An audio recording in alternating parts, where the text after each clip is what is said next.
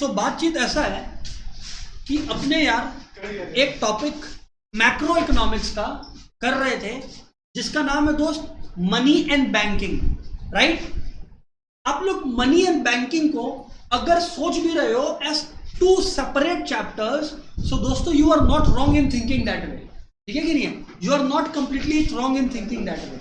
तो मैं आपको बता दूं कि जो हम लोग बात कर रहे हैं मनी एंड बैंकिंग का, अभी हमारा जो फोकस है या एजेंडा है वो बात करने का किसके बारे में? बैंकिंग के बारे में, ठीक है ना। सो यार लेट्स स्टार्ट। चलो सर बातचीत करो, आप बैठ जाइए दोस्तों, जिसको जहां जगह मिले। हाँ आ जाओ आ जाओ आ जाओ, बैठो प्लीज। ओके जी, स्टार्ट करते हैं। अभी टाइम पास नहीं करेंगे, है ना। नुपुर का सांस बंद हो जाएगा, थोड़ा धक्का दो उसको आगे। अरे भाई थोड़ा उसको आगे पुश कर टेबल। बस बस चलो ठीक है, हो गया, बस अब हो गया। बैंक्स, यार एक बात सुनना आप लोग, जब बैंकिंग वाला टॉपिक आता है ना, सबसे पहले ऑब्वियसली मैं सीधा ये नहीं बोलूंगा कि जो क्वेश्चन एग्जाम में आएगा वो कर लेते हैं प्रैक्टिस, लेकिन एग्जाम में 2-3 क्वेश्चंस मैं आपको बता दे रहा हूं जो बहुत ही फेमस है टीचर लोग का, फ्रॉम बैंक वाला पार्ट, वो पहले ही मैं आपको लिखवा दे रहा हूं। इनकेस आप लोगों को चाहिए कि यार आप सर इंपॉर्टेंट क्वेश्चंस लिखवा दो हमें, सो मैं बता दे रहा हूं। सबसे पहला टॉपिक, सबसे इंपॉर्टेंट टॉपिक, सर क्या आप इसी ऑर्डर में पढ़ाएंगे? नहीं, मैं तो सब कुछ करवाऊंगा, बट स्टिल एक इंपॉर्टेंट ऑर्डर जानने का होता है, तो वो मैं इंपॉर्टेंट बातें बता दे रहा हूं। सबसे पहला, और अभी आप लोगों को कोई मेरा मटीरियल खोल के बैठने का दरकार नहीं है, बिकॉज यही कंप्रिहेंसिव इनफ है। रहा सवाल मटीरियल का, मटीरियल में सब बात डिस्क्राइब्ड है, ठीक है, बट पहले खाली सुनना अभी, है ना। बोलो सर, वरना क्या है, डिस्ट्रैक्ट हो गए पॉइंट से। बोलो सर। सबसे पहला पॉइंट, क्रेडिट कंट्रोल। इस पर भर भर के क्वेश्चंस पूछा गया है पास पेपर्स में।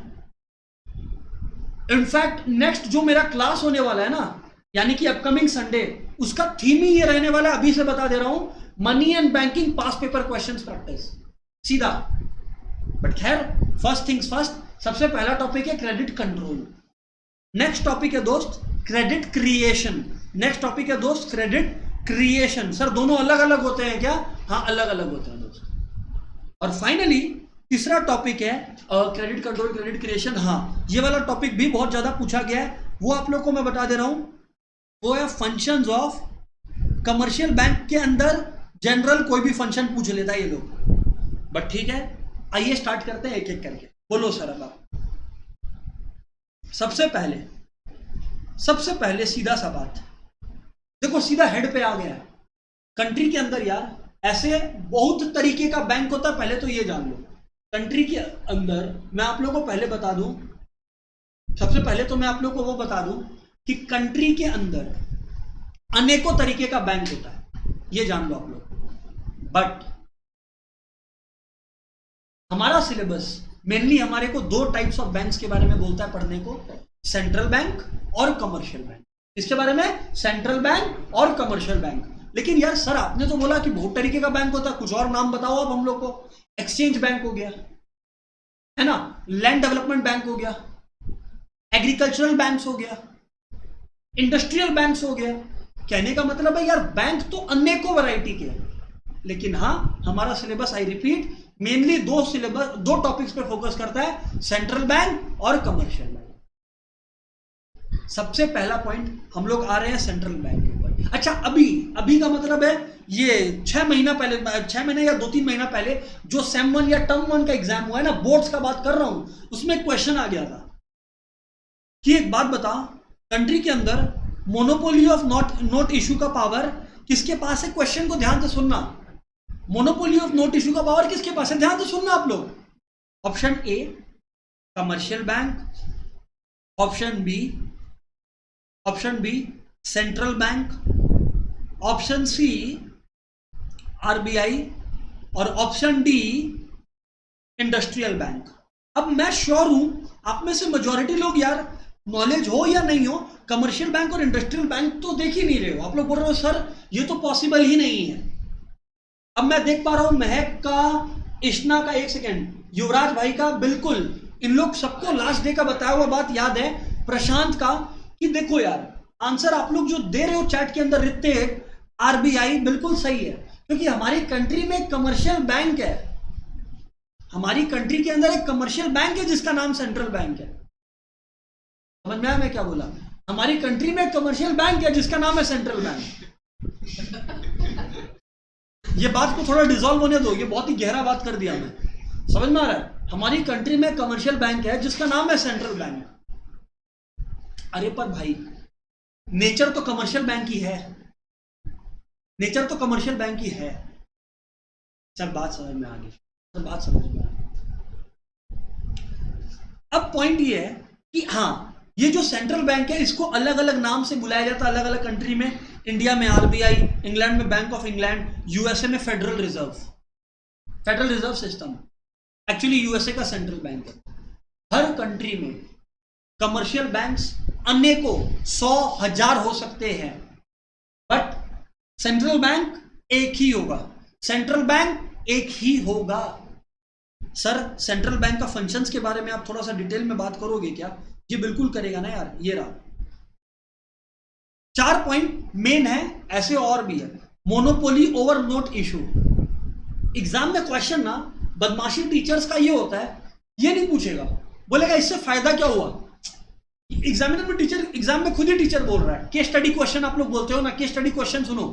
साल भर पहले 2 साल भर पहले मैक्सिमम तब आया था कि reserve bank of India in our country has been dedicated the power to issue notes and print notes.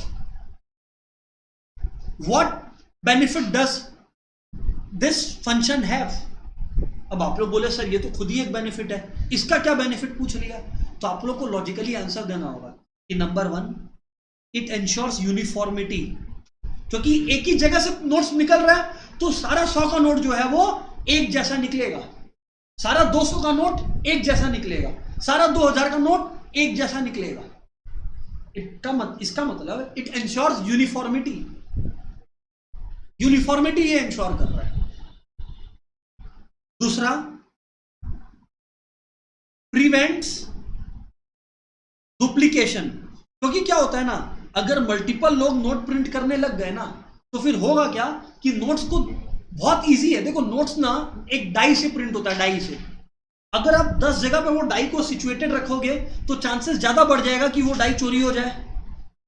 अगर 10 लोगों के पास पावर है नोट्स प्रिंट करने का, but if it's kept at one place, sir चोरी तो वहां से भी हो सकता है, बट प्रोबेबिलिटी रिड्यूसेस।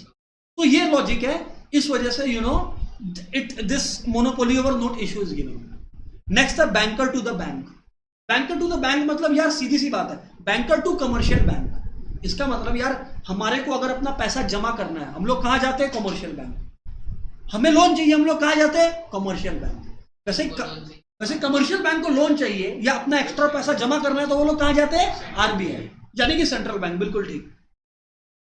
ये ना गवर्नमेंट के लिए एडवाइजर है, एजेंट है एंड बैंकर भी है। एडवाइजर कैसे? क्योंकि आरबीआई गवर्नमेंट को ना अलग अलग मॉनेटरी पॉलिसीज के रिगार्ड में एडवाइस देता है। सर कौन सा मॉनेटरी पॉलिसी? आप तो कुछ बताए नहीं, अभी कंट्रोलर ऑफ क्रेडिट में भर के डिटेल में बताएगा। मतलब शायद पूरा क्लास हम ले ले कंट्रोल ऑफ क्रेडिट बताने में, इसलिए नहीं कि हम कम समय में नहीं बता सकता, इसलिए बिकॉज ये बात लगभग तय है कि यहां से क्वेश्चन आने वाला है बोर्ड्स में, और मैं बोल रहा हूं बोर्ड्स में। सर सही है। Adviser, agent and banker to the government. Banker to the government, जैसे हमारा पैसा कमर्शियल बैंक में है ना, वैसे गवर्नमेंट का पैसा आज हम लोग टैक्स के रूप में पैसा जमा करते हैं, तो भैया वो पैसा कहां जा रहा है? आरबीआई के पास जा रहा है। मतलब आरबीआई गवर्नमेंट का पैसा रखता है। अगर गवर्नमेंट को कोई पैसा चाहिए तो कौन रिलीज करता है? आरबीआई। आप देखते हो ना कि गवर्नमेंट, जैसे 1991 जब इंडिया का हालत खराब हो गया था तो ये अपने मनमोहन सिंह साहब फाइनेंस मिनिस्टर थे तब, वो आईएमएफ और वर्ल्ड बैंक पैसा लेने गए थे, तो आईएमएफ और वर्ल्ड बैंक क्या उनके नाम पे चेक काट दिया था? आरबीआई। तो इसका मतलब गवर्नमेंट के बिहाफ में ये as an agent, as an adviser, as a banker act करता है। बैंकर्स बैंक मैंने समझा दिया। और अब बेस्ट एजेंट, बिल्कुल रचित भाई बहुत सही सवाल पूछे। रचित बोलता है यार सर आप कहीं ना कहीं एडवाइजर और बैंकर तो बता दिए। एडवाइजर इसलिए क्योंकि मॉनेटरी पॉलिसीज के रिस्पेक्ट में एडवाइस करता है, इन्फ्लेशन के समय क्या करना चाहिए, डिफ्लेशन के समय क्या करना चाहिए। बैंकर में भी आपसे बता दिया कि गवर्नमेंट अपना पैसा वहां रखता है, या गवर्नमेंट को भी पैसा चाहिए होता है तो वहां से लोन लेता है, ये आपने बता दिया। सर एजेंट कैसे? काफी एग्जाम्पल नंबर 1, अभी मैं कंट्रोल ऑफ क्रेडिट में एक फंक्शन बताऊंगा आपको आरबीआई का, जिसमें वो क्या कर रहा है, आरबीआई ना गवर्नमेंट बॉन्ड्स को बेच रहा है। गवर्नमेंट क्या कर रहा है, आरबीआई क्या कर रहा है, गवर्नमेंट बॉन्ड्स को बेच रहा है। अभी भी मिल रहा है ना, मेरा भी प्लान है कि खरीदे 1 महीना 2 महीना के अंदर वो गवर्नमेंट बॉन्ड्स ना। सर क्या है गवर्नमेंट बॉन्ड्स? यार ये लोग ना, आप लोग भी घर पे जाके ये बता सकते हो अपने पेरेंट्स को, आपके पेरेंट्स को डेफिनेटली पता होगा, बट नहीं पता तो आप बता सकते हो कि गवर्नमेंट बॉन्ड्स जो है लगभग 7 से 8% इंटरेस्ट दे देता है। हाँ, उसमें लॉक इन होता है कि 8 साल 10 साल तक आप पैसा नहीं निकाल पाइएगा। बट जहां पर आप अपना पैसा रिजर्व बैंक में, सॉरी रिजर्व बोल रहा हूं, कमर्शियल बैंक्स में रख रखे हो, जो आपको एक बात मैं आपको बताता हूं, और ये अनफेयर है आपके साथ कि बैंकिंग पढ़ाया जा रहा है और आपको ये बताया नहीं जाए। मैक्सिमम लोग आप में से होंगे जो ये बात, जिन लोग जैसे स्वराज मेरे को पता है, रशीद मेरे को पता है, ये लोग का 10 में कॉमर्स था, ये लोग मेरे से पढ़ रहे थे, तो मैंने इनको ये बात बता दिया था। आप लोग भी सुने होंगे, बट जो नहीं सुने वो सुनो। सेविंग्स बैंक में पैसा रखना, सेविंग्स बैंक में सर पता है 3.5% इंटरेस्ट मिलता है। यार ये तुम्हारा पैसा डूब रहा है, ये पैसा डूब रहा है। सर ऐसा कैसे हो सकता है? क्योंकि आप समझो कॉस्ट बढ़ रहा है, इन्फ्लेशन हो रहा है। तो इन्फ्लेशन अगर मान लो अभी, जैसे अभी इन्फ्लेशन चल रहा है लगभग 7-8%, मतलब महंगाई बढ़ रही है 7-8% से, एक बार 7-8% मानो, और आपका जो इनकम बढ़ रहा है वो 3% से बढ़ रहा है, तो रियलिटी में आपका पैसा 4% से घट रहा है। आपके जो पैसे का वैल्यू है वो लगभग 4% से घट रहा है। तो सेविंग्स बैंक में ज्यादा पैसा रखना तो बेवकूफी है, सेविंग बैंक में पैसा नहीं रखना तो बहुत बड़ी बेवकूफी है। बट अरे यार, क्योंकि अब स्वराज अच्छा क्वेश्चन पूछा कि सर ये सेविंग्स बैंक में आप ये क्यों बोले कि पैसा नहीं रखना बहुत ज्यादा बेवकूफी है? क्योंकि अगर तुम सेविंग्स बैंक में पैसा नहीं रखे स्वराज, कोई इमरजेंसी आया, पैसा कहां से निकालोगे? पैसा कहां से निकालोगे?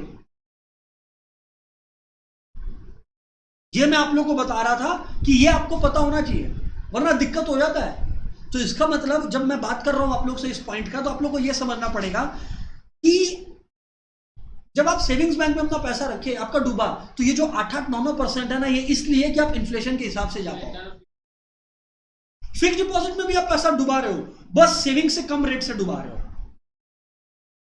इस वजह से आजकल आप लोगों को मैं एक फन फैक्ट बताऊं, अगर इकोनॉमिक्स प्रॉपरली आपको समझना है ना, जानना है ना, ये ऑब्वियसली सिलेबस में नहीं आएगा, but during this lockdown phase आपको मैं बता दूं, इंडियन इन्वेस्टर लोग का शेयर मार्केट में इन्वेस्टमेंट 3000% से बढ़ गया। कितना? 3000%। मतलब समझ में आ रहा है? मतलब अगर कोविड के पहले अगर लोग 1 रुपया लगा रहे थे, तो कोविड के बाद हर उस 1 रुपया का 3000 रुपया लगने लग गया मार्केट के अंदर। क्योंकि लोगों के पास पैसा पड़ा था, बट लोग ये सोच रखे थे कि पैसा को रख के रखे। लेकिन जब नॉर्मल इनकम लेवल्स डिसरप्ट हुआ, तो मैं आपको बता दूं, तब लोगों को समझ में आया कि यार इन्वेस्ट करना तो बेहतर था। कोविड के दौरान मैं आपको बताऊं, कोविड के दौरान मैंने पर्सनली, आप अगर मेरा पर्सनली प्लानिंग सुनना चाहते हो, पर्सनली मैंने खुद ने ही, हालांकि मैंने इसमें ज्यादा कुछ नहीं किया, मेरा भाई ज्यादा इसमें काम किया, वो पूरा का पूरा जो है वो स्टॉक मार्केट का संभाला कि भैया फंड्स को हम एलोकेट करेगा, और वो भी नया सीख रहा था। अब मेरा भाई जब वो नया फंड्स का एलोकेशन सीख रहा था ना, हम लोग मैं आप लोग को बता रहा हूं ये इसलिए कि आप लोग भी घर पे करवा सको अपने पेरेंट्स को, वरना क्या फायदा है फिर यहां पर आके।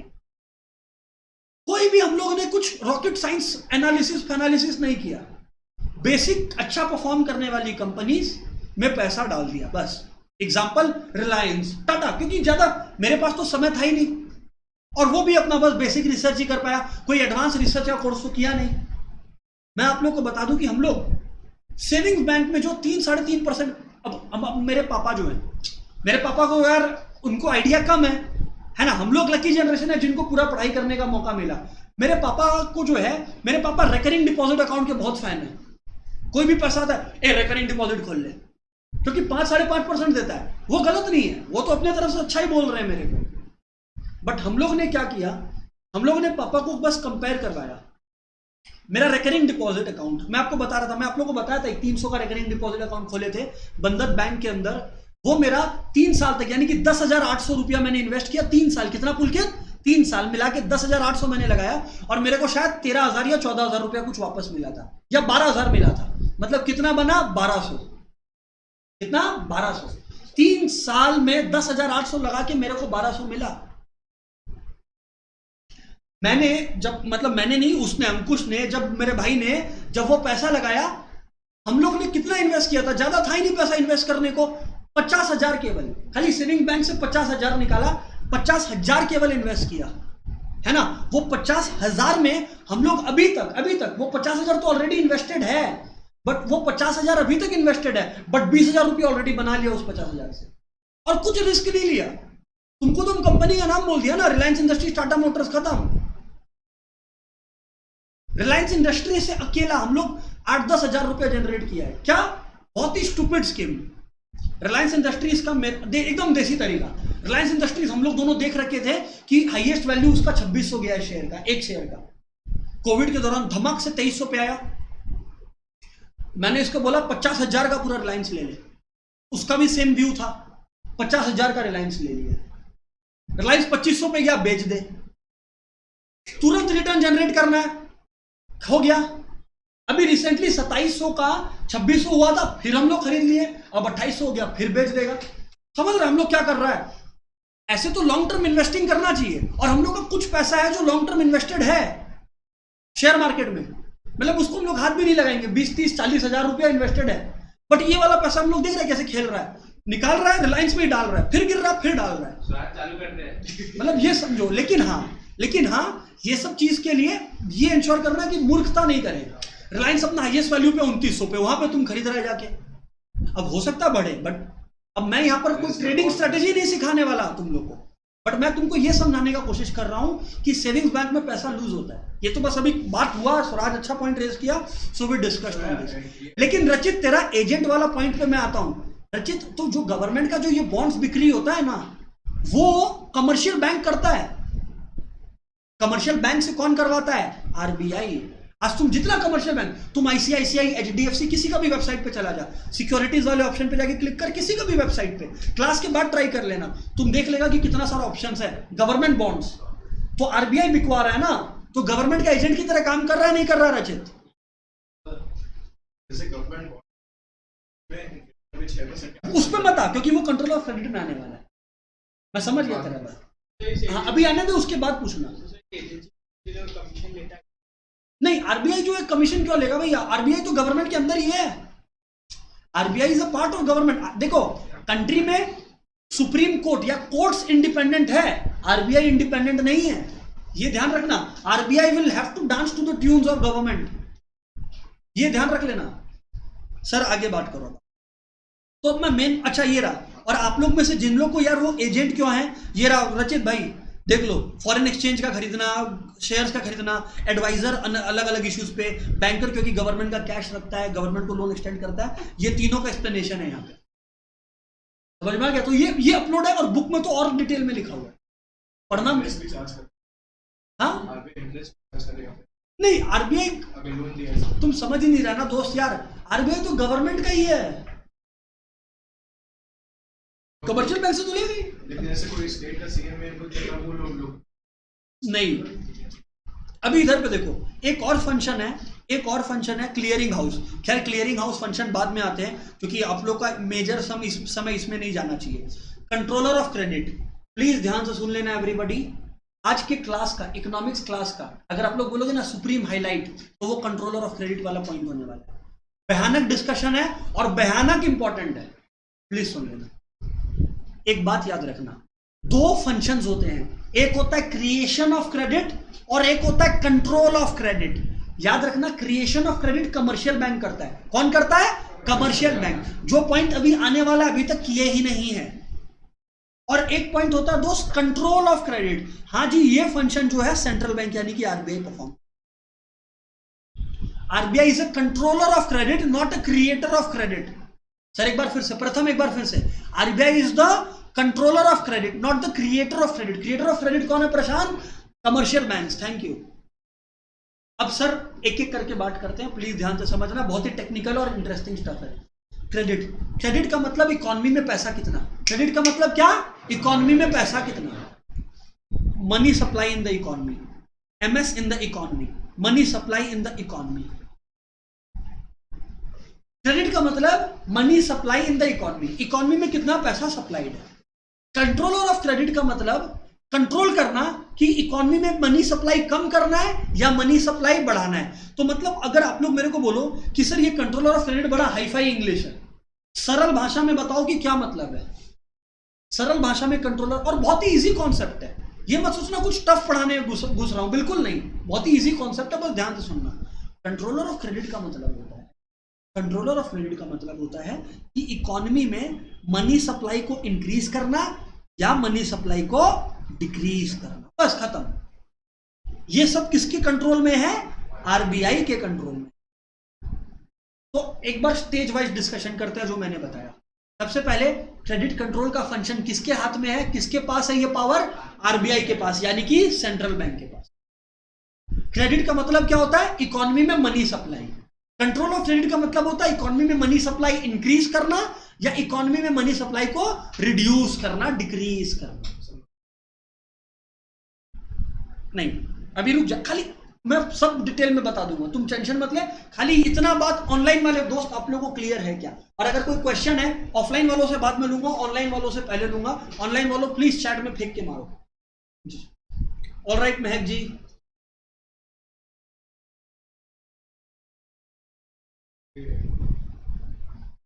कोई क्वेश्चन नहीं आया? देखो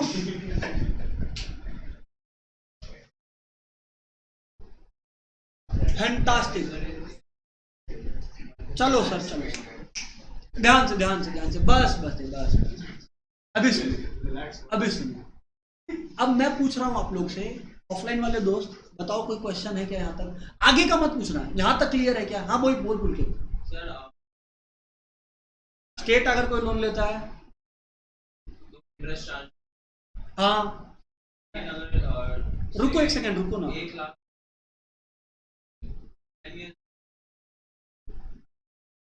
तो आरबीआई का लॉस है। दो बातें एक एक करके बात करता हूं। दो बातें, पहला बात, जब मैंने बोला ना कि इंटरेस्ट का ज्यादा इन्वॉल्वमेंट नहीं होता, तब मैं बात कर रहा था सेंट्रल गवर्नमेंट का, पहला बात। दूसरा बात, पुलकित का जो क्वेश्चन आया कि सर स्टेट गवर्नमेंट अगर लोन लिया तो स्टेट गवर्नमेंट को आरबीआई लोन सैंक्शन करता है on the word of central government. जो प्रैक्टिकली पॉलिसीज हो रही है ना कंट्री में, सेंट्रल गवर्नमेंट क्या करता है, एक रेट फिक्स कर रखा है, उस रेट पे हाँ रेट ऑफ इंटरेस्ट चार्ज होता है और स्टेट्स को लोन मिलता है। मैंने इसीलिए बोला था स्वराज को, सेंट्रल गवर्नमेंट इंटरेस्ट नहीं देता है, बिकॉज अब आप लोग पूछोगे क्यों, इसका भी मैं आपको जवाब दे देता हूं। आप लोगों ने ये सिविक्स में डेफिनेटली पढ़ा है कभी ना कभी कि 3 लिस्ट होते हैं, यूनियन लिस्ट, कॉन्करेंट लिस्ट और स्टेट लिस्ट। यूनियन लिस्ट में 97 मैटर्स है, कॉन्करेंट लिस्ट में 66 मैटर्स है और स्टेट लिस्ट में 47 मैटर्स है। तो जो ये मसला है ना आरबीआई का, वो मसला आता है यूनियन लिस्ट के अंदर। इसका मतलब इससे रिलेटेड पावर्स किसके पास हुआ? सेंट्रल गवर्नमेंट के पास, क्योंकि जो मसले यूनियन लिस्ट में लिखे गए हैं उससे रिलेटेड पावर्स किसके पास है? Central government. अब मैं आता हूं मेन पॉइंट पे, कुल के जवाब मिल गया ना, इंटरेस्ट चार्ज होगा भाई। अच्छा अब मैं आता हूं पॉइंट पे, कंट्रोलर ऑफ क्रेडिट। अब आप लोगों के मन में एक सवाल आएगा कि सर गवर्नमेंट ऐसा कब करेगा कि, अच्छा ऐसा गवर्नमेंट कब करेगा कि इकोनॉमी में मनी सप्लाई बढ़ा देगा या मनी सप्लाई घटा देगा? और एक बहुत अच्छा क्वेश्चन आया, स्वराज पूछा ये बात कि यार ये मनी सप्लाई बढ़ाना का मतलब क्या ये होता है कि नोट्स और प्रिंट करने लगा? वन ऑफ द मतलब ये होता है, देखो याद रखना, एक कॉन्सेप्ट है आप लोगों के सिलेबस का पार्ट है, सुन लो कॉन्सेप्ट का नाम, डेफिसिट फाइनेंसिंग। क्या नाम है? एक गवर्नमेंट बजट करके टॉपिक है, तब मैं इस पॉइंट को एक्सप्लेन करूंगा, बट फिर से बता देता हूं, डेफिसिट फाइनेंसिंग का मतलब होता है नोट छापना। नोट जनरली गवर्नमेंट तब छापता है, गवर्नमेंट ना इन्फ्लेशन या डिफ्लेशन को फाइट करने के लिए नोट नहीं छापता है। इकोनॉमी में डेफिसिट आ गया, मतलब पे करना बहुत बाकी है, उतना पैसा नहीं है, तब गवर्नमेंट नोट छापता है। डेफिसिट फाइनेंसिंग का मतलब नोट छापना। क्या नोट छापना मनी सप्लाई को इंक्रीज करने का एक तरीका है? हाँ, बट क्या इस पूरे चैप्टर के अंदर कभी भी नोट छापने का नौबत आने वाला है? नहीं, क्योंकि इस पूरे चैप्टर के अंदर हम लोग इन्फ्लेशन और डिफ्लेशन से फाइट करना सीख रहे हैं, जिसके लिए नोट छापने का कोई जरूरत नहीं है। स्वराज बात का जवाब मिल गया, वेरी गुड। तो एक बार फिर से बोल देता हूं, तो फिर अब एक क्वेश्चन और आ जाएगा फिर कि सर आपने बोला कि मनी सप्लाई इंक्रीज करने का एक तरीका है नोट छापना, तो नोट छापने को छोड़ के और मनी सप्लाई कैसे इंक्रीज करेगा?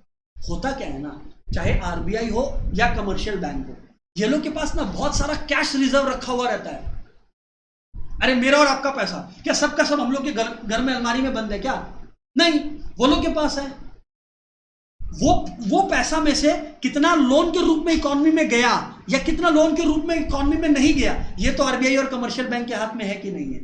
तो इसका मतलब जब आरबीआई, प्लीज सुन लेना बात को, बहुत इंपॉर्टेंट बात, जब आरबीआई कमर्शियल बैंक को, बहुत इजी है, आरबीआई जब कमर्शियल बैंक को ऐसा ऐसा इंसेंटिव्स देता है कि कमर्शियल बैंक इकोनॉमी में लोन देना और ज्यादा शुरू कर देता है, इसको बोलते हैं मनी सप्लाई बढ़ाना। और जब आरबीआई कमर्शियल बैंक्स को इस तरह से इंसेंटिवाइज करता है कि कमर्शियल बैंक पब्लिक के पास जो पैसा रिलीज कर रहा है ना लोन के रूप में, वो कम कर दे, उसको बोलते हैं मनी सप्लाई को रिड्यूस करना।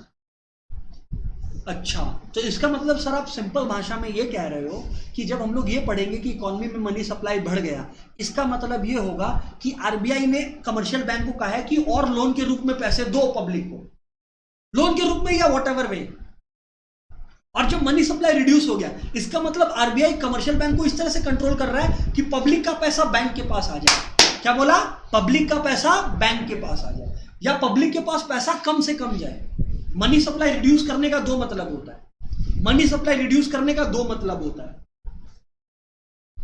अरे मान लो आपके पेरेंट्स आपको एक पॉकेट मनी देते हैं। पॉकेट मनी रिड्यूस करने का दो तरीका है। सोचना एकदम सिंपल सा बात। पहला कि जो आपके पास अभी बचा हुआ पैसा है ना, वो बोले चल तुम वापस ला के दे मेरे को। दूसरा कि नेक्स्ट मंथ से वो आपको पैसा कम देना शुरू कर दिए। दोनों केस में आप यही तो बोलोगे कि पॉकेट मनी रिड्यूस हो गया मेरे पास। सेम चीज मनी सप्लाई के साथ है। मनी सप्लाई रिड्यूस करना मतलब दो चीज होना, दोनों में से एक चीज होना। मैं बहुत डीप चला गया, सुन लेना। पहला कि कमर्शियल जो पब्लिक के पास पैसा है ना, ऐसा स्कीम्स लेकर आना कि पब्लिक का पैसा बैंक के पास आ जाए। या दूसरा ऐसा स्कीम्स इंट्रोड्यूस करना कि पब्लिक के पास और लोन के रूप में पैसा ज्यादा जाए ही नहीं। एक था पॉकेट मनी आपका कम होना और एक जो आपके पास पैसा उसको वापस ले लेना। और मनी सप्लाई इंक्रीज करना टू दी कॉन्ट्रारी क्या होता है? पब्लिक के पास मनी का फ्लो बढ़ाना। ठीक है, तो एक बार कंट्रोल ऑफ क्रेडिट इसका फंक्शन है, एक बार पता कर लेते हैं दोस्तों। कंट्रोल ऑफ क्रेडिट आरबीआई का फंक्शन है। क्रेडिट का मतलब होता है इकोनॉमी में मनी सप्लाई। अलग अलग सिचुएशन में आरबीआई मनी सप्लाई को क्या तो इंक्रीज करता है या डिक्रीज करता है। जब इंक्रीज कर रहा है मतलब पब्लिक के हाथ में पैसा ज्यादा जाएगा, जब डिक्रीज कर रहा है मतलब पब्लिक के हाथ में पैसा कम जाएगा। दोस्तों अब कैसे होता है ये? अब तो नेक्स्ट सवाल आपके मन में यही आ रहा होगा कि मनी सप्लाई इंक्रीज या डिक्रीज कैसे होता है और किस सिचुएशन में इंक्रीज होता है और किस सिचुएशन में डिक्रीज होता है, यही सवाल आ रहा है। इसका जवाब देने से पहले कंट्रोलर ऑफ क्रेडिट खाली कॉन्सेप्ट का मीनिंग ऑनलाइन वाले दोस्त बताओ क्लियर है क्या? ऑफलाइन में सबको क्लियर है ना जी? ऑनलाइन वाले दोस्त कंफर्मेशन दे देना क्योंकि डीप टॉपिक है, यही चलेगा पूरा क्लास। अभी एक मिनट दोस्त, एक मिनट।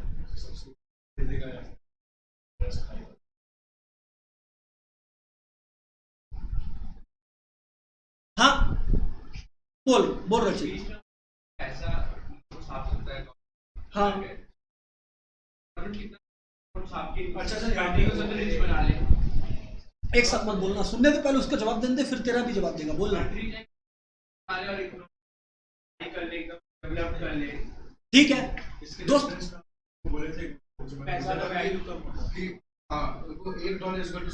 मैं रचित का एक क्वेश्चन है, रचित का जो क्वेश्चन है ना वो लॉजिकल है। सुनो, सिंपल भाषा में मैं बात करता हूं रचित के क्वेश्चन का कि सर अगर इकोनॉमी में गरीबी है या कोई भी प्रॉब्लम है तो नोट छापो, छापते रहो नोट और इकोनॉमी का सारा प्रॉब्लम को सॉल्व करो। अगर आप लोग एक छोटे लेंस से देखोगे तो he is not wrong. Problem कहां था सुनना, प्रॉब्लम कहां था सुनना, लेकिन इस क्वेश्चन का आंसर देने के लिए डीप जाना होगा। रेडी? सर सुनो, इसका आंसर मैं पहले एक दूसरे लैंग्वेज में दे रहा हूं, फिर मैं इसका जवाब दूंगा। क्वेश्चन क्या है फिर से बोल रहा हूं। रचित का सवाल यह है कि सर अगर इकोनॉमी का प्रॉब्लम सॉल्व करना है तो नोट छापो, प्रॉब्लम सॉल्व। इसका आंसर है इकोनॉमिक्स के बुक में, इकोनॉमिक्स की दुनिया में कॉन्सेप्ट है जिसको बोलते हैं वैल्यू पैराडॉक्स। जिसको क्या बोलते हैं? Value paradox. ये लिखने का, याद करने का जरूरत नहीं है, बस वो रचित का क्वेश्चन आया तो मैं जवाब दूंगा। थोड़ा सा बड़ा जवाब है, छोटे में भी दे सकता था। Value paradox. वैल्यू पैराडॉक्स का मतलब होता है, समझना, आप लोगों को मान लो ये बोल दिया गया कि एक पर्टिकुलर अपार्टमेंट है जिसमें आपको बंद कर दिया जाएगा 1 हफ्ते तक। 1 हफ्ते तक आप लोग कोई तरीके से नहीं निकल सकते, आपको 2 रास्ते दिए गए हैं। क्या? तो आप अनलिमिटेड डायमंड्स और गोल्ड ले सकते हो या अनलिमिटेड फूड एंड वाटर ले सकते हो। बिना पूछे मैं आप लोग के बिहाफ में ये आंसर दे दूंगा कि यार अगर 1 हफ्ते तक आप अपार्टमेंट से नहीं निकल सकते हो तो you will obviously, any bloody rational person in the world, because economics सिर्फ रैशनल लोगों को कंसिडर करता है, will choose food and water. इसका मतलब ये बोलना सही है कि अगर यूज के रिस्पेक्ट में बात करें, यूज मतलब अगर ज्यादा यूजफुल कौन है, तो यूज के रिस्पेक्ट में आप लोग कोई डिनाई नहीं करोगे कि डायमंड एंड गोल्ड के कंपैरिजन में फूड एंड वाटर का वैल्यू इन यूज बहुत ज्यादा है। वैल्यू इन यूज का मतलब होता है, सर वैल्यू इन यूज ये कॉन्सेप्ट का मतलब तो आप बताए नहीं। वैल्यू इन यूज का मतलब होता है दोस्तों कि एक चीज जब आपको बहुत यूजफुल होता है तब उसका वैल्यू इन यूज हाई होता है, जैसे फूड एंड वाटर। जैसे फूड एंड वाटर, अभी जब मैं बोल रहा हूं, मैं क्लास ले रहा हूं 4 घंटे से, मैंने पानी उठाया, जैसे ही मैं पानी उठा के पानी पीने वाला था तो मेरे पास आशुतोष आया, बोला सर ये लीजिए 2000 रुपये, पानी मत पीजिएगा। तो मैं तो उसको पागल बोल के भगा दूंगा। अब मैं ये कह रहा हूं आपको कि इसका मतलब वैल्यू इन यूज पानी का बहुत ज्यादा है। अब मैं आपको एक बात समझाता हूं, लेकिन एक बात बताना, फूड एंड वाटर, अब बात करते हैं वैल्यू इन एक्सचेंज का। वैल्यू इन एक्सचेंज मतलब जो हम लोग पैसा देते हैं, वैल्यू इन एक्सचेंज मतलब जो हम लोग पैसा देते हैं, वैल्यू इन एक्सचेंज का मतलब जो हम लोग पैसा देते हैं। डायमंड का वैल्यू इन एक्सचेंज हाई है कि फूड एंड वाटर का वैल्यू इन एक्सचेंज हाई है? वैल्यू इन एक्सचेंज का मतलब जो मॉनिटरी कॉस्ट है किसका ज्यादा है? डायमंड का। लेकिन सर ये तो दोगलापन है, क्योंकि अभी आप थोड़ा देर पहले बोले कि वैल्यू इन यूज किसका ज्यादा है? फूड एंड वाटर का। But monetarily speaking value in exchange किसका ज्यादा है? डायमंड का। इसको बोलते हैं वैल्यू पैराडॉक्स। कि ये कैसे हो पा रहा है? क्योंकि अगर आप लोग लॉजिकली सोचोगे, अगर आप लोग सोचोगे तो लॉजिकली तो भैया ऐसा है कि जो चीज ज्यादा यूजफुल है उसका मॉनेटरी वैल्यू ज्यादा होना चाहिए, जो चीज कम यूजफुल है उसका मॉनेटरी वैल्यू कम होना चाहिए। डायमंड और गोल्ड क्या है? एट द एंड क्या है? स्टोन ही है, पत्थर ही है। इकोनॉमिस्ट लोग का ये कॉन्सेप्ट लगभग 50 से 100 साल तक दिमाग खाया, फिर आंसर उन लोगों ने निकाला और बहुत ही लॉजिकल था। वैल्यू पैराडॉक्स को कैसे सॉल्व किया? उन्होंने बोला देख, हम लोग सोच ही गलत रहे हैं। हम लोग अभी ये सोच के ऑपरेट कर रहे हैं कि किसी भी कमोडिटी का वैल्यू इन एक्सचेंज यानी कि मॉनेटरी वैल्यू एसोसिएटेड होता है उसका वैल्यू इन यूज से। लेकिन इन रियलिटी किसी भी कंट्री का या किसी भी चीज का, किसी भी कमोडिटी का वैल्यू इन यूज और वैल्यू इन एक्सचेंज में रियल लाइफ में जनरली कोई रिलेशन होता ही नहीं है। किसी भी कमोडिटी का जो वैल्यू इन एक्सचेंज यानी कि मॉनेटरी वैल्यू होता है ना, वो उसके वैल्यू इन यूज पर डिपेंड नहीं करता है, वो उसकी स्कैरसिटी पे डिपेंड करता है। फूड एंड वाटर और डायमंड को अगर कंपेयर करो तो ज्यादा स्कैर्स कौन है? ज्यादा कम कौन है? डायमंड। तो वैल्यू ज्यादा किसकी है? डायमंड। पानी आज आप लोग सब कोई पी रहे हो घर पे, है कि नहीं है? आप लोग शायद मैक्सिमम लोग कुछ भी पैसा नहीं दे रहे हो पानी के लिए, कुछ भी पैसा नहीं दे रहे हो पानी के लिए, पर डायमंड खरीदते हो तो करोड़ों लाखों रुपए लग जाते हैं। इसका मतलब जो चीज प्लेंटी में अवेलेबल होगा उसका वैल्यू इन एक्सचेंज बहुत जोर से गिर जाएगा। अब आ गया रचित का क्वेश्चन, अगर बहुत सारा इंडियन रुपीस छाप दिया तो इंडियन करेंसी का वैल्यू वर्ल्ड लेवल पे गिर जाएगा। कोई भी इंडिया के साथ ट्रांजैक्शन करना नहीं चाहेगा, क्योंकि होगा क्या? पता चला कि मार्केट में जितना $1 है, हर $1 के लिए मार्केट में 10,000 रुपया है, तो $1 इज 10,000 रुपीज। तो इस तरह से तो $1 एक दिन 1 लाख रुपया हो जाएगा। तो यार 1 लाख रुपया मतलब तुमको 1 लाख करेंसी छापना पड़ेगा $1 के लिए। मतलब तुम समझ रहे? तुम अगर $1 का सामान यूएस में $1 में तुम क्या खरीद सकता है? एक चॉकलेट खरीद सकता है। तुम एक चॉकलेट के लिए 1 लाख इंडियन रुपीज लेकर गया बैंक के पास एक्सचेंज करवाने के लिए। जर्मनी 1937 क्या हुआ था? जर्मन मार्क एकदम गिर गया था। लोग ब्रेड खरीदने के लिए बक्सा भर भर के पैसा लेके खरीदते थे। Class 10 CBSE SST chapter number 3। तो यही तो कॉन्सेप्ट है कि द वैल्यू ऑफ एनीथिंग, रचित जवाब मिला क्या? Value of anything, any commodity. अगर रुपया को तुम एक कमोडिटी की तरह देखे तो तुम अगर रुपया को तुम अगर प्लेंटीफुल प्रिंट कर देगा तो उसका value in the world level गिर जाएगा, जिसके वजह से इंडिया से कोई ट्रेड नहीं करना चाहेगा। तो ये पैसा छाप के तुम पॉकेट में थोड़ी रख दिया, खर्चा किया, मार्केट में पैसा गया, और इंडिया तो इंपोर्ट कर रहा है ना। आज एक चीज समझ, मान ले कि यहां पर जो है मेरे पास ये वाईफाई कनेक्टर, एक एग्जांपल है, हम ये वाईफाई कनेक्टर खरीदना चाह रहे हैं, ये वाईफाई कनेक्टर का दाम 1000 रुपया, तो कोई तो चाइना से इसको खरीदेगा, तब हम खरीदेगा, तो चाइना से खरीदेगा तो चाइना नहीं पकड़ेगा। अब चाइना देख रहा 16 इंडियन रुपीज बहुत हो गया मेरे पास, मतलब रुपी सर्कुलेशन बेसी हो गया ना। हाँ, अंकित बिल्कुल सही है कि अगर हम लोग एक ऐसी इकोनॉमी में रह रहे हैं जिसका वर्ल्ड के साथ कोई रिलेशन ही नहीं है, तब फिर तुम छापो जितना छापना है, लेकिन वैसी इकोनॉमी बाहर से फिर कुछ मंगा भी नहीं पाएगी, क्योंकि तुम्हारा करेंसी का ही कोई इज्जत नहीं रहेगा। इंडिया वो तो ट्राई किया था 1947 टू 1991।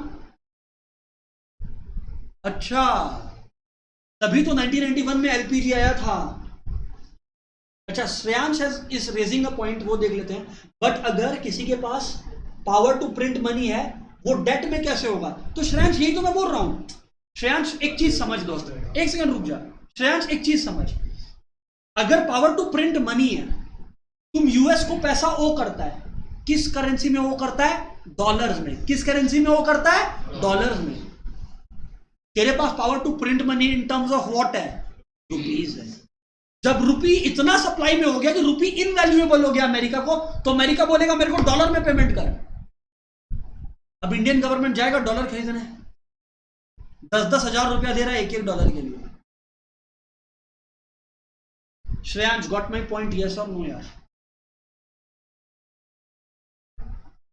फैंटास्टिक। खैर, अब बाहर आते हैं, इस टॉपिक से ज्यादा डेप्थ में नहीं जाते हैं, बाहर आते हैं। हाँ बोल। श्रीलंका में भी ये सेम, श्रीलंका के साथ हुआ ना सेम चीज? नहीं। एक्सप्लेन कीजिए ना सर। अच्छा, एक सेकंड बोल रहा, बोलने ही नहीं दे रहा। जब बोल रहा तो बोलने ही नहीं दे रहा। सुनो, तो दोस्तों एक क्वेश्चन आया, भैया ये श्रीलंका में हुआ क्या?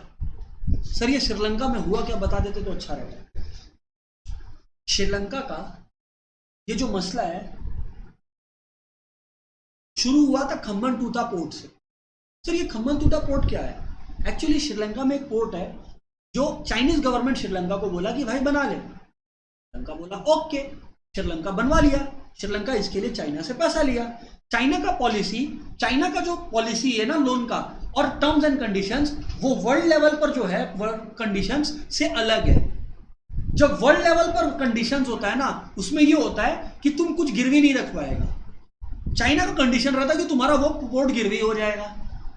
हुआ क्या दोस्त, जब ये जो पोर्ट का मैं बात कर रहा हूं आपसे, जब चाइना को रिपे नहीं कर पाया श्रीलंका, तो चाइना नॉर्मल कपड़ा में नहीं, मिलिट्री ड्रेस में अपना लोगों को वहां भेज दिया। मिलिट्री ड्रेस में भेजना इज अ डिक्लेरेशन कि we are occupying this territory of Sri Lanka because our loan has not been paid. ये एक इंस्टेंस। दूसरा इंस्टेंस, श्रीलंका की गवर्नमेंट, श्रीलंकन गवर्नमेंट ने क्या किया मालूम है? अब पॉलिटिशियन लोग का अपना अपना इंटरेस्ट होता है। श्रीलंकन गवर्नमेंट ने क्या किया था? टैक्स रेट्स रिड्यूस कर दिया। मतलब जो सरकार आने वाली थी ना, उसने कहा कि सुनो, अगर हम लोग आ गए तो हम लोग टैक्स को रिड्यूस कर देंगे। श्रीलंका का जो खर्चा था वो खर्चा तो सेम रहा, बट श्रीलंका का जो रिसीट्स है वो गिरते चला गया।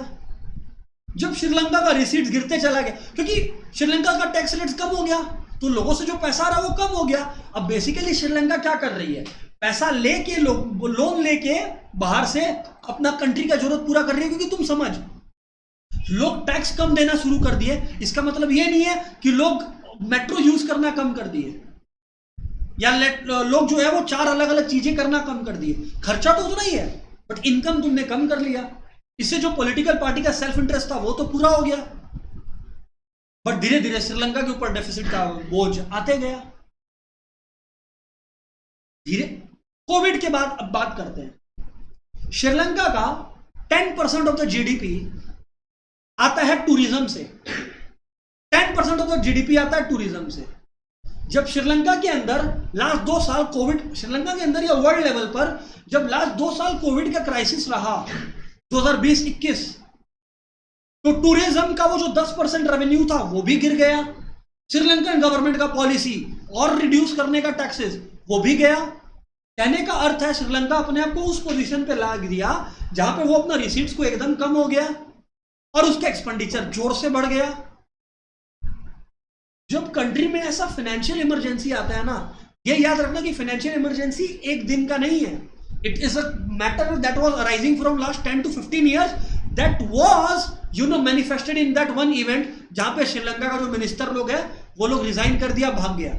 सारा मिनिस्टर लोग रिजाइन कर दिया बिकॉज समझ में आ गया कि country is in a situation जहां मैनेज नहीं हो सकता।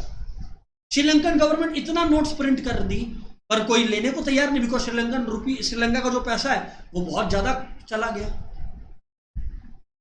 टूरिज्म से पैसा नहीं आ रहा और अब कोई श्रीलंका में जा नहीं रहा है। ये सुन के कि श्रीलंका का हालत ऑलरेडी खराब है, तो जो खराब था वो और खराब हो गया। लगभग 3% लोग जो इंडियन पॉपुलेशन था श्रीलंका में, वो लोग माइग्रेट किया बैक टू इंडिया। श्रीलंका अपना पुराना लोन्स के लिए माफी मांग लिया कि हम लोग रिपे नहीं कर पाएगा। यह है मसला। तो जब अपने चिल्लाते हैं ना कि गवर्नमेंट को टैक्स रेट्स रिड्यूस कर देना चाहिए, काफी बार वो सही डिमांड नहीं है। यह है श्रीलंकन क्राइसिस। इसको और डेप्थ में ले जा सकता हूं बट मेरे को टॉपिक पे आना, अब और बात नहीं। सोल्यूशन टू श्रीलंका का क्राइसिस। सोल्यूशन टू श्रीलंका का क्राइसिस रचित इज आस्किंग दोस्तों। तो सबसे पहला जो सजेशन है मेरा श्रीलंकन गवर्नमेंट को वो है कि वो लोग मेरे को प्रेसिडेंट अपॉइंट करें, ठीक है, उसके बाद हम बताएगा। ऐसे तो हम बताएगा नहीं, ये सब के लिए चार्ज करता है। अब मूविंग ऑन, इधर पे आते हैं।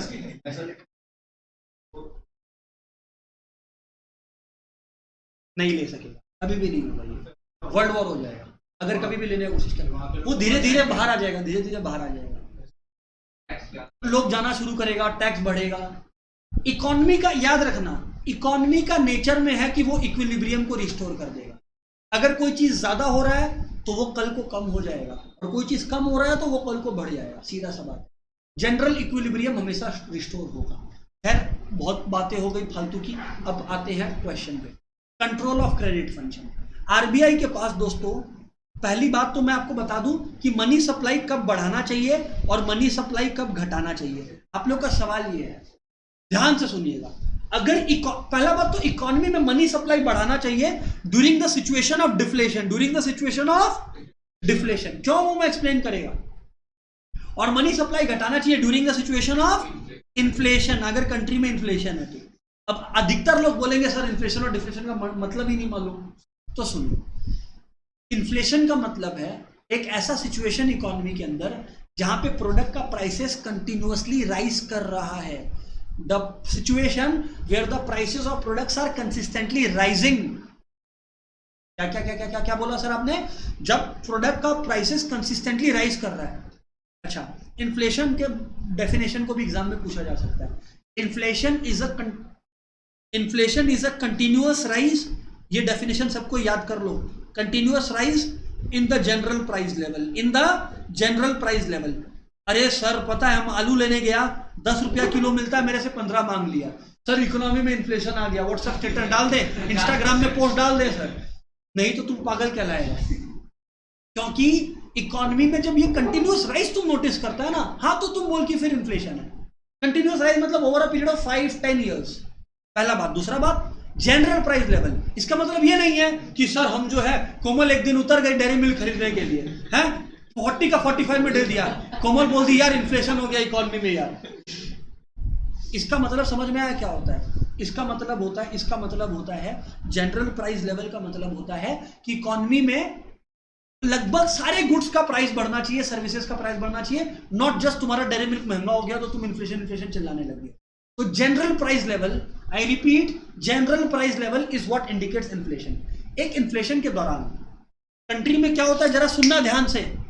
इन्फ्लेशन के दौरान अच्छा, इन्फ्लेशन का रीजन क्या होता है?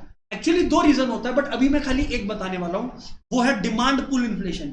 ये सिर्फ एक टाइप है। दूसरा, अरे पता है, तुम लोग क्लास 10 में one of the best teacher से पढ़ा, तुम लोग को याद होगा। बट पॉइंट सुनो। Demand pull inflation, again same reason. Demand pull inflation, सुनो रे बाबा, सुनो। डिमांड पुल इन्फ्लेशन क्या होता है समझो। इकोनॉमी के अंदर इन्फ्लेशन जब होता है ना, वो इसलिए होता है क्योंकि सबके हाथ में पैसा है। अरे भाई अब समझो, रिसोर्सेस का सप्लाई तो लिमिटेड है, बट डिमांड आर अनलिमिटेड। अब डिमांड बढ़ इसलिए रहा है क्योंकि सबके हाथ में पैसा है। अब ये पैसा दो तरीके से, क्या तो लोग इनकम कमा रहे हैं, या बैंक सस्ता रेट में लोन दे रहा है, तो सबको जाके लोन ले रहा है। हाउस लोन ले लिया, जाके घर खरीद लिया। अमेरिका 2007 लेमन ब्रदर क्राइसिस, ये भी एक बहुत बड़ा चर्चा है, 1 घंटा इसके ऊपर बात हो सकता है, बट अभी नहीं करूंगा। सुनना मेन मसला, अमेरिका में भी यही हुआ था कि लोन का रेट एकदम सस्ता था, सबको लोन ले रहा है। इस वजह से क्या हुआ, डिमांड बहुत तेजी से भागता ऊपर। लेकिन क्या सप्लाई अनलिमिटेड है? क्या लिमिटेड है। अब तुम अगर सोच, इकोनॉमी के अंदर सोच एक बार सोच, तुम अगर प्रोड्यूसर पॉइंट ऑफ व्यू से सोचेगा कि अगर तेरे प्रोडक्ट का डिमांड बहुत तेजी से बढ़ रहा है बट सप्लाई बढ़ नहीं रहा है, तो तुम एक्सेस डिमांड को काउंटर करने के लिए क्या करेगा? प्राइसेस को बढ़ा देगा। इससे क्या होगा, जो एक्सेस डिमांड है वो वाइप अवे हो जाएगा। अग्रीड? जी सर अग्रीड। और ये जब कंसिस्टेंटली होते रहता है, इसको बोलते हैं डिमांड पुल इन्फ्लेशन। क्या होता है? अब समझ, गवर्नमेंट क्या करता है, मनी सप्लाई को कॉन्ट्रैक्ट करता है। मनी सप्लाई को क्या करता है? कॉन्ट्रैक्ट। क्योंकि इकोनॉमी में ये डिमांड पुल इन्फ्लेशन हुआ क्यों था? क्योंकि सबके हाथ में पैसा था। अरे भाई, अगर सबके हाथ में पैसा नहीं होता तो डिमांड नहीं बढ़ता, डिमांड एक्सेस डिमांड नहीं होता तो प्राइसेस बढ़ता नहीं, तो इन्फ्लेशन नहीं होता। तो गवर्नमेंट को इस समय क्या करना चाहिए? इन्फ्लेशन के दौरान मनी सप्लाई और बढ़ाना चाहिए कि घटाना चाहिए? घटाना चाहिए। तो वही तो हम बोला था कि क्रेडिट कॉन्ट्रैक्शन होता है during the times of inflation. क्यों? जिससे लोगों का परचेजिंग पावर टूटे। तो व्हाई क्रेडिट कॉन्ट्रैक्शन? जिससे परचेजिंग पावर कम हो। अच्छा सर, एक बार ना एकदम सिंपल भाषा में क्रेडिट कॉन्ट्रैक्शन कब करते हैं और क्यों करते हैं बता दीजिए, एकदम धीरे। उसके बाद सवाल का जवाब देता हूं, प्लीज सुन लेना बात। इकोनॉमी में जब इन्फ्लेशन होता है तो मनी सप्लाई कर देना चाहिए रिड्यूस। सवाल है क्यों? इन्फ्लेशन का ओरिजिन है डिमांड पुल इन्फ्लेशन। ये डिमांड क्यों बढ़ा? क्योंकि सबके हाथ में क्या था? पैसा। अब सबके हाथ में अगर पैसा है, तो भाई साहब डिमांड तो सब रेस कर रहा है, लेकिन सप्लाई इकोनॉमी के अंदर लिमिटेड है, तो प्राइसेस बढ़ता है। तो गवर्नमेंट बोला बेटा सबका डिमांड इसलिए है क्योंकि सबके हाथ में पैसा है, तानो सबके हाथ से पैसा, मतलब मनी सप्लाई कर दो रिड्यूस। तो इन्फ्लेशन के दौरान मनी सप्लाई को रिड्यूस किया जाता है। अंकित का क्वेश्चन लेंगे। नहीं होगा, हाँ खत्म कहानी। अभी पॉइंट पे आते हैं, पर हम कभी अमीर थे नहीं, तो मेरे पे इम्पैक्ट हमेशा होगा। आगे देखो, अंकित अमीर है सर, बस। हाँ ठीक तुमको ज्यादा पता है। इधर आओ। अरे ठीक है, इधर आओ ना। मारपीट क्लास के बाद प्लीज। अभी सुनना, इधर पे सुनो प्लीज। और क्रेडिट एक्सपेंड, अभी डिफ्लेशन कोविड जैसा सिचुएशन हो गया, नौकरी गया। मतलब डिफ्लेशन जो है ना, डिफ्लेशन एक ऐसा सिचुएशन है इकोनॉमी के अंदर जहां पे इकोनॉमी में प्रोडक्ट्स का डिमांड कम हो रहा है, नौकरी गया, छोकरी गया, सब गया। अब तुम लोग ये समझने का कि अगर इकोनॉमी के अंदर लोगों का प्रोडक्ट्स का डिमांड अगर कम हो रहा है तो गवर्नमेंट क्या बोलेगा? क्योंकि लोग बोल रहे हैं, जैसे कोविड में क्या बिहेवियर था, यार पैसा बचा के रख, क्योंकि अभी पता नहीं है इकोनॉमी में ये लॉकडाउन कब तक चलेगा। अब अगर लोग पैसा बचा रहे हैं, मतलब लोग डिमांड नहीं कर रहे हैं। अब लोग अगर परचेज नहीं कर रहे हैं तो ये इकोनॉमी के लिए खराब है। केन्स, चलो एक बहुत मस्त बात बताता हूं आपको, जॉन मेनार्ड केन्स। सर ये जॉन मेनार्ड केन्स कौन हो गया? हम लोग अभी किस सब्जेक्ट को पढ़ रहे हैं? इकोनॉमिक्स का कौन सा ब्रांच को पढ़ रहे हैं? 1936 में वो ये पूरा बुक लिख दिया था जो हम लोग अभी बात कर रहे हैं। 1936 जॉन मेनार्ड केन्स, मतलब जो भी थ्योरी बना है ना वो जॉन मेनार्ड केन्स, तो father of macroeconomics John Maynard Keynes. अभी केन्स का एक कॉन्सेप्ट है, सुन लेना, ये भी तुमको इंटरेस्टिंग लगेगा क्योंकि सिलेबस को छोड़ के तुम लोगों को सारा बात interesting. Paradox of thrift, paradox of thrift, इधर पे भी आपको एक दोगलापन दिखेगा इकोनॉमिक्स के अंदर। पैराडॉक्स ऑफ थ्रिफ्ट का मतलब होता है सेविंग्स का हैबिट। केन्स क्या बोलता है कि जब इकोनॉमी में डिफ्लेशन आता है, क्या आता है, डिफ्लेशन आता है, तो लोग क्या करते हैं, पैसा बचाते कि भैया फ्यूचर के लिए उनका भला होगा। मतलब इंडिविजुअल अपना भला कर लिया पैसा बचा के। लोग अगर पैसा बचाएं, ऑनलाइन भी सबका जवाब आना चाहिए, लोग अगर पैसा बचाएं, सेव कर रहे हैं डिफ्लेशन के दौरान, लोग अगर सेव कर रहे हैं डिफ्लेशन के दौरान, तो इकोनॉमी में एग्रीगेट डिमांड या एग्रीगेट एक्सपेंडिचर बढ़ेगा कि घटेगा।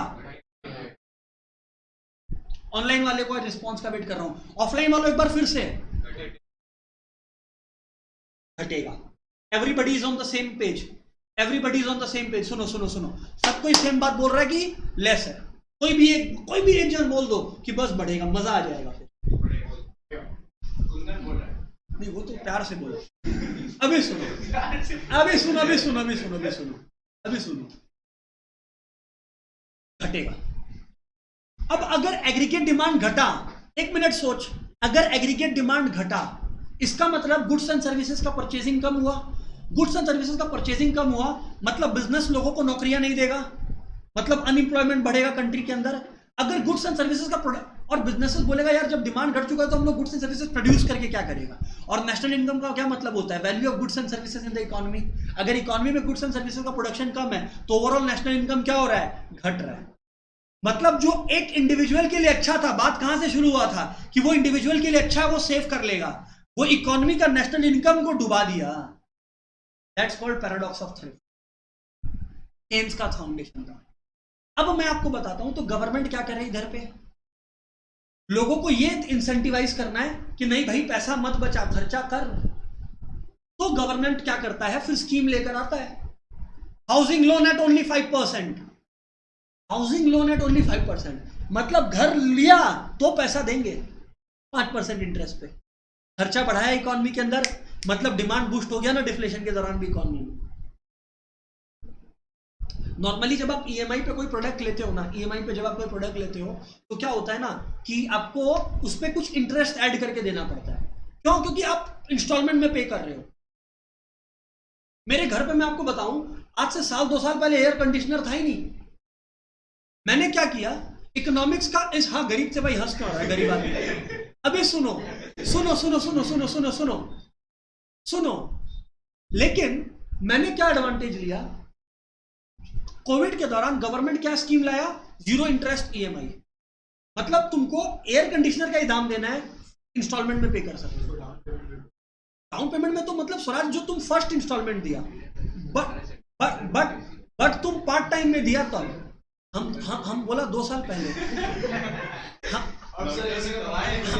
हम बोला सुनो अभी सुनो, तो इसका मसला क्या है, 3-4 रन क्यों आया है? अच्छा ठीक है, आ जा।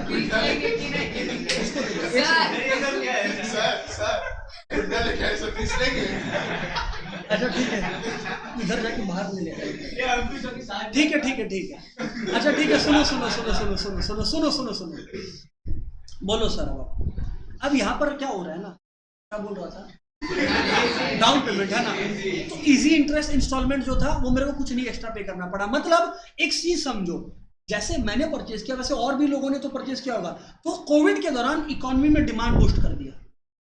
तो इसका मतलब जब डिफ्लेशन आता है तो गवर्नमेंट मनी सप्लाई बढ़ाएगा कि घटाएगा, बढ़ाएगा, जिससे लोगों के हाथ में पैसा है, लोग खर्चा करें, जिससे डिमांड बढ़ा हुआ रहे, तो इसका मतलब सरल भाषा में क्या बात हुआ कि डिफ्लेशन के दौरान, इसका मतलब सरल भाषा में क्या हुआ, डिफ्लेशन के दौरान इकोनॉमी में पैसे का सप्लाई बढ़ाओ और इन्फ्लेशन के दौरान इकोनॉमी में पैसे का सप्लाई घटाओ। डिफ्लेशन के दौरान क्यों बढ़ाओ, जिससे लोगों का परचेजिंग पावर बढ़े। इन्फ्लेशन के समय क्यों घटाओ, जिससे लोगों का परचेजिंग पावर घटे।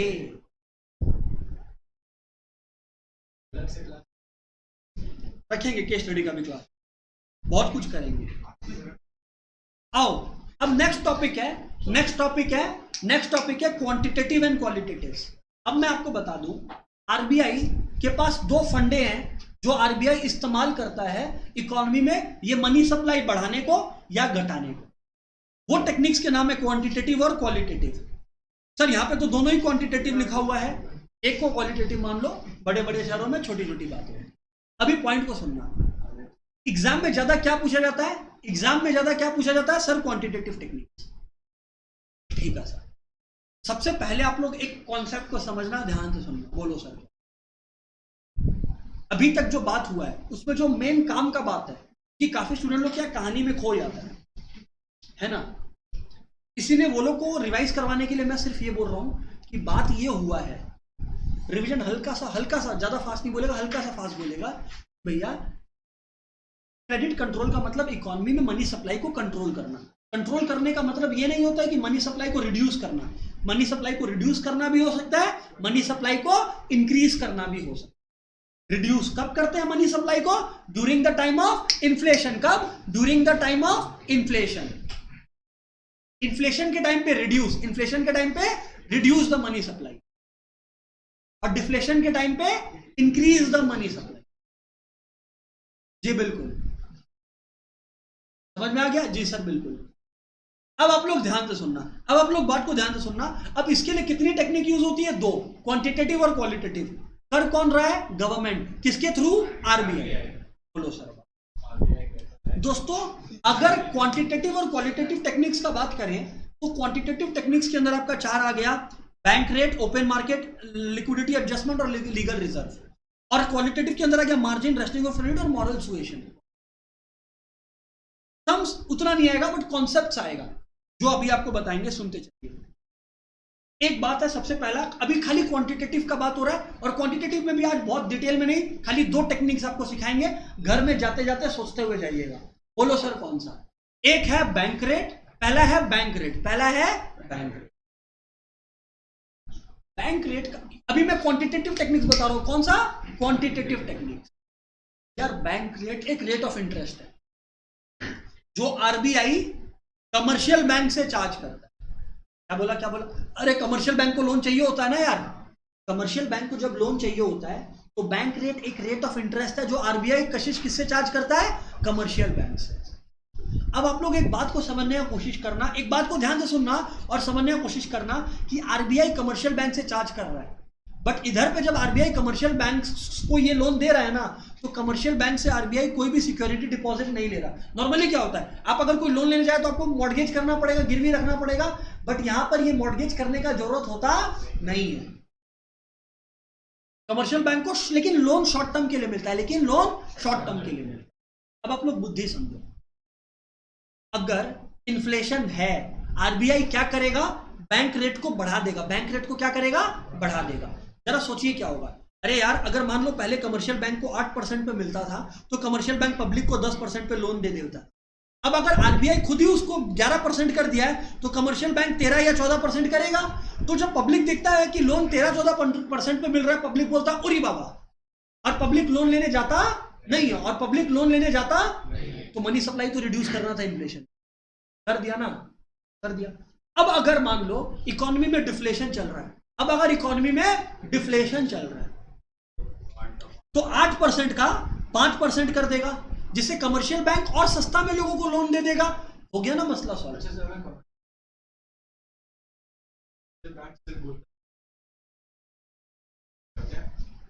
कुछ तो रिड्यूस होगा ना। देख Swaraj, any rise in rate of interest will lead to some reduction in money supply. थोड़ा ही सही समझ में आया? इधर सुन लो। During inflation raise bank rate, during inflation raise bank rate, during deflation reduce bank rate. क्योंकि जब तुम बैंक रेट को रेज करता है तो कमर्शियल बैंक बोरो करने नहीं मांगता, कमर्शियल बैंक बोरो ही नहीं कर पाएगा, तो कमर्शियल बैंक लोन कैसे देगा? और डिफ्लेशन के दौरान क्या करो? बैंक रेट को रिड्यूस कर दो। जब तुम बैंक रेट को कर देगा रिड्यूस, तो फिर कमर्शियल बैंक्स का मन होगा और पैसा ले और पब्लिक को और पैसा दे, लोन का डिमांड राइज होगा, तो इकोनॉमी में क्या होगा? मनी सप्लाई राइज होगा। ये हो गया पहला बैंक रेट, ये हो गया bank rate. What is bank rate? Rate of interest that RBI charges for loans granted to commercial banks during without any securities. Thank you Ankit. Without any securities. अगर inflation है तो बैंक रेट क्या करेगा? बढ़ा देगा, जिससे मनी सप्लाई कम हो जाए। और डिफ्लेशन है तो क्या करेगा? बैंक रेट को घटा देगा, जिससे मनी सप्लाई क्या हो? इंक्रीज हो। सर एक पॉइंट और बता देते तो मजा आ जाता। ओके सुनो सुनो, ये वाला टॉपिक, ये वाला पॉइंट उससे भी ज्यादा इंटरेस्टिंग है, उसके बाद हम लोग आजाद हो जाएंगे। सुनो, liquidity adjustment ratio. Liquidity adjustment ratio, liquidity adjustment ratio के अंदर कुल मिला के दो बातें होती है, रेपो रेट और reverse repo rate. Sir repo rate का क्या मतलब होता है? वो रेट ऑफ इंटरेस्ट, सुन लेना रेपो रेट का मतलब ध्यान से, फिर एक मन में सवाल आएगा। रेपो रेट का मतलब वो रेट ऑफ इंटरेस्ट जो आरबीआई चार्ज करता है कमर्शियल बैंक से जब कमर्शियल बैंक को लोन देता है। अरे सर ये तो आप बैंक रेट वाला ही बात बोल रहे हो। बैंक रेट में सिक्योरिटी नहीं लेता था। रेपो रेट में अगर आपको लोन लेना है तो आरबीआई कमर्शियल बैंक से कुछ मॉर्गेज करवाएगा, सिक्योरिटी लेगा। समझ में आया कि नहीं आया? मतलब अगर सेम क्या है तो दोनों रेट ऑफ इंटरेस्ट है जो आरबीआई चार्ज कर रहा है कमर्शियल बैंक से, दोनों में अलग क्या है कि बैंक रेट में सिक्योरिटी नहीं ले रहा है और इसमें रेपो रेट में ले रहा है। कमर्शियल बैंक से लेगा ना सिक्योरिटी। कमर्शियल बैंक से कैसा सिक्योरिटी लेगा? कमर्शियल बैंक के पास जो भी सोना है, बॉन्ड्स है गवर्नमेंट का, वो सब गिरवी रखवा लेगा। एक मिनट रुको पुलकित, बोलो। तो बाबू वही तो मैं बोल रहा हूं कि ये ऑप्शन नहीं है आपके पास। बैंक रेट से एक कोटा फिक्स्ड होता है इन रियलिटी, कितना लोन ले लिए बस खत्म। अब बैंक रेट पे नहीं मिलेगा, लिक्विडिटी एडजस्टमेंट पे मिलेगा। और बैंक रेट एप्लीकेबल होता है बहुत शॉर्ट टर्म में, 1 महीना 2 महीना। अगर तुमको 6 महीना या उससे आगे चाहिए, वो टाइम पीरियड मेरा बताने का मन नहीं था बट बताना पड़ा, तो आपका liquidity adjustment by default applicable हो जाएगा। रेपो रेट, सर ये रिवर्स रेपो रेट क्या होता है? अरे जैसे हम लोग बैंक के पास पैसा जमा करते हैं तो अपने को बैंक एक इंटरेस्ट देता है। रिवर्स रेपो रेट में कमर्शियल बैंक अपना एक्स्ट्रा पैसा को आरबीआई के पास जमा करता है, जिसकी वजह से आरबीआई एक rate of interest commercial banks को देता है, which is called reverse repo, which is called reverse repo. Please सुनना, अभी बहुत गहरा बात करने वाले हैं, एक बार फिर से रिवाइज करवा दे रहे हैं। रेपो और रिवर्स रेपो का मीनिंग, बीच में कोई क्वेश्चन नहीं लेने वाले किसी का, सुन लेना। रेपो रेट एक ऐसा रेट ऑफ इंटरेस्ट है जो आरबीआई कमर्शियल बैंक से चार्ज है, किस बात के बदले में कि कमर्शियल बैंक लोन ले रहे हैं। क्या सिक्योरिटी डिपॉजिट लेता है? हाँ लेता है। रिवर्स रेपो क्या होता है? अरे अगर कमर्शियल बैंक के पास एक्स्ट्रा पैसा बच गया तो कमर्शियल बैंक ये एक्स्ट्रा पैसा को किसके पास जमा करवाता है? आरबीआई के पास, जिसको क्या बोलते हैं दोस्त? Reverse repo. क्या बोलते हैं दोस्त? Reverse repo. क्लियर है? अब एक बात समझना, आप लोग में से कोई भी हर पर्सन यहां पर एकदम अग्री करेगा कि जैसे इन्फ्लेशन के दौरान बैंक रेट बढ़ाया था वैसे ही रेपो रेट भी बढ़ा देना चाहिए, क्योंकि ये तो अल्टीमेटली वही रेट ऑफ इंटरेस्ट है। और इन्फ्लेशन के दौरान इसको बढ़ा दो रेपो रेट को, और डिफ्लेशन के दौरान रेपो रेट को क्या कर देना चाहिए? घटा देना चाहिए। रेपो रेट और रिवर्स रेपो रेट एक दूसरे का उल्टा होता है, एग्रीड? अच्छा एक बात बताना, रिवर्स रेपो रेट का, सबको ऑनलाइन और ऑफलाइन, रिवर्स रेपो रेट का इन्फ्लेशन के दौरान क्या होना चाहिए? बढ़ाना चाहिए या घटाना? खाली इतना जवाब चाहिए, घटाना। जो लोग ऑफलाइन पे बोल रहा है एक बार थोड़ा सा शो ऑफ हैंड से बताएगा क्या? ओके कुंदन नहीं बोल रहा है, अच्छा बाकी सब बोल रहा है, ठीक है। ऑनलाइन वाला लोग बताओ, 1 मिनट रुक जाओ, ऑनलाइन वाला लोग बताओ। ऑफलाइन में तो मेजॉरिटी लोगों ने या इनफैक्ट सभी ने ये अग्री किया है। ऑनलाइन वाले लोग आप लोग बताओ कि आपके हिसाब से इन्फ्लेशन के दौरान रिवर्स रेपो रेट बढ़ना चाहिए कि घटना चाहिए? यहां पे सबने घटना बोला है, महक भी बोल रही है घटना, कृष्णा भी बोल रही है घटना, अंकिता घटना, प्राची घटना। नहीं, गलत जवाब सबका। मोहित और श्रेयांश का आंसर सही आया। अभी सुन के बैठना। अब मैंने बोला देखो क्यों, सुनना भी बात को कि सोच, इन्फ्लेशन के दौरान अगर आरबीआई रिवर्स रेपो रेट बढ़ा देता है, इसका मतलब कमर्शियल बैंक्स को बोल रहा है कि सुन, इकोनॉमी में पब्लिक को पैसा देने की जगह पे अगर मेरे पास जमा करेगा तो ज्यादा इंटरेस्ट कमाएगा। कमर्शियल बैंक बोलता है वाओ, और जाके पैसा जमा कर देता है। तो मतलब इन्फ्लेशन, अरे भैया इन्फ्लेशन के टाइम पे क्या करना है? कमर्शियल बैंक को ऐसा एक्ट करवाना है कि वो इकोनॉमी में मनी सप्लाई क्या करे? कम। अरे भाई अगर तुम इन्फ्लेशन के दौरान कम कर देगा, क्योंकि तुम लोग सबको जो है ना किस लिए कम होगा इन्फ्लेशन के दौरान पता है? तुम लोग बोला अरे रेपो के टाइम पे बढ़ेगा तो उसमें रिवर्स होगा, है कि नहीं है? तो मैं आपको बताऊं मैं आपको एक बात बता रहा हूं कि इसी वजह से सोचो इन्फ्लेशन के दौरान रिवर्स रेपो रेट को बढ़ाया जाएगा, जिससे कमर्शियल बैंक बोलेगा यार आरबीआई के पास ज्यादा पैसा मिल रहा है। क्योंकि समझो ना, ये है बैंक, इधर है बैंक आरबीआई, और इधर पे है कमर्शियल बैंक, और इधर पे है जनरल पब्लिक। अब अगर आप कमर्शियल बैंक की तरफ से देखोगे, तो एक तरफ है घर वाली, एक तरफ बाहर वाली। बाहर वाली मतलब पब्लिक और घर वाली मतलब आरबीआई। अब आप लोग बात को समझने की कोशिश कीजिए। कमर्शियल बैंक क्या करेगा? बोलेगा यार आरबीआई जो है अगर अब पब्लिक को लोन दे तो इंटरेस्ट रेट मिलने का चांसेस कम है, आरबीआई तो रिवर्स रेपो बढ़ाया, आरबीआई को पैसा देते हैं। तो एक आरबीआई का तो मकसद कबूलना क्या था? इकोनॉमी में पैसा सर्कुलेशन कम करना, और डिफ्लेशन के दौरान आरबीआई रिवर्स रेपो को क्या कर देता है? कम कर देता है। तो मजा नहीं आता यार कि कम रेट दे रहा है, पब्लिक में लोन बांटो। तो डिफ्लेशन के दौरान तो यही करना है, पब्लिक में मनी सर्कुलेशन बढ़ाना है। दोनों कॉन्सेप्ट क्लियर है? अरे क्लियर है नहीं क्लियर है एवरीवन? तो आज दो पढ़े, लिक्विडिटी एडजस्टमेंट रेशियो जिसको रेपो रिवर्स रेपो बोलते हैं, और बैंक रेट। हाँ जी, गवर्नमेंट बॉन्ड जो इन्फ्लेशन है उसका रेट से हमेशा ज्यादा। हाँ। यही है। So दोस्तों that's it for the day. Goodbye everyone. खाली बीएसटी आईएससी रुक जाइए, बाकी सब निकल जाइए।